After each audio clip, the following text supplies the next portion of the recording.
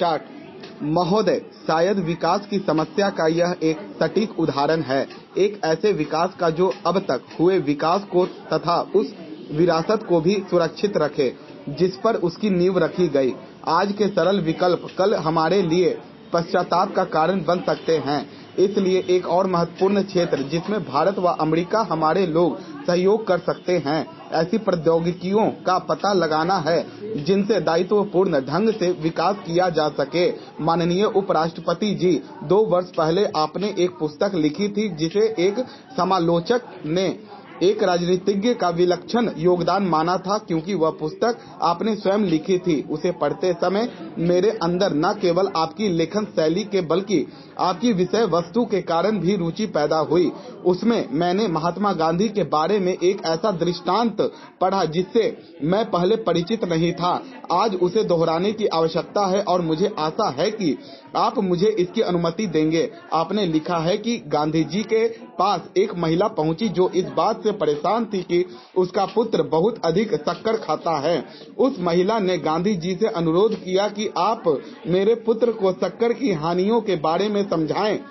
महात्मा गांधी ने ऐसा करने का वचन दिया, पर एक पखवाड़े के बाद आने के लिए कहा। उस महिला ने वैसा ही किया और गांधी जी ने अपने वचन के अनुसार उस लड़के को सलाह दी। माँ ने उसके प्रति बहुत बहुत आभार व्यक्त किया, लेकिन वह अपनी इस उलझन को छिपा न सकी कि आखिर गांधी जी ने क्यों मुझे 2 सप्ताह बाद आने के लिए कहा।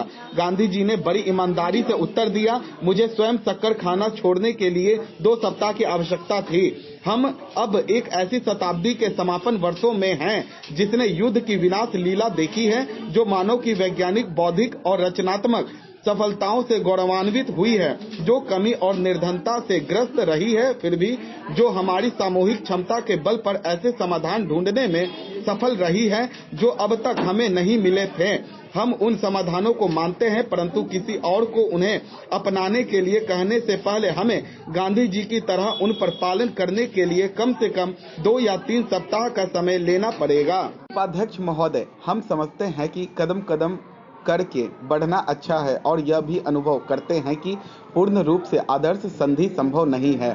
फिर भी यह अपेक्षा करना उचित ही होगा कि 18 राष्ट्रीय निरस्त्रीकरण समिति, जो निरस्त्रीकरण के उपाय निकालने के लिए ही बनाई गई थी, इस दिशा में कुछ ठोस सुझाव सामने रखेगी।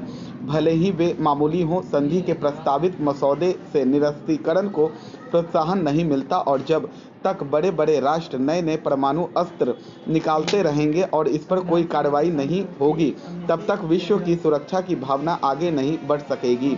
चाहे परमाणु अस्त्र वाले राष्ट्र हों या दूसरे राष्ट्र, जब तक कुछ ना कुछ आत्मसंयम करने वाले उपाय नहीं किए जाएंगे, तब तक निरस्त्रीकरण की प्रगति के लिए कोई सार्थक आधार नहीं मिल सकता। भारत बार बार यह घोषणा कर चुका है कि वह परमाणु बम नहीं बना रहा है और परमाणु ऊर्जा का केवल शांतिपूर्ण उद्देश्य के लिए विकास कर रहा है। सुरक्षा समेत समस्या के सभी पहलुओं का राष्ट्रीय दृष्टि से मूल्यांकन करके हम इस परिणाम पर पहुंचे हैं। एक माननीय सदस्य ने इस बात पर जोर दिया कि शांतिपूर्ण उद्देश्य के लिए परमाणु ऊर्जा के उपयोग की नीति को बदला जाए। मैं माननीय विरोधी सदस्य को यह आश्वासन देना चाहूंगी कि सरकार की नीति, चाहे जो कुछ हो, उसका इस बात से कोई सरोकार नहीं कि कोई विशेष वैज्ञानिक अहिंसा में विश्वास रखता है या नहीं। वह उसका निजी मामला है। उसकी देख रेख में अगर ऐसा कोई कार्यक्रम चलता है तो उसको सरकारी नीति का पालन करना होता है। यह नीति राष्ट्रीय हित और विशेष रूप से राष्ट्रीय सुरक्षा के बारे में अच्छी तरह सोच विचार करके निर्धारित की जाती है।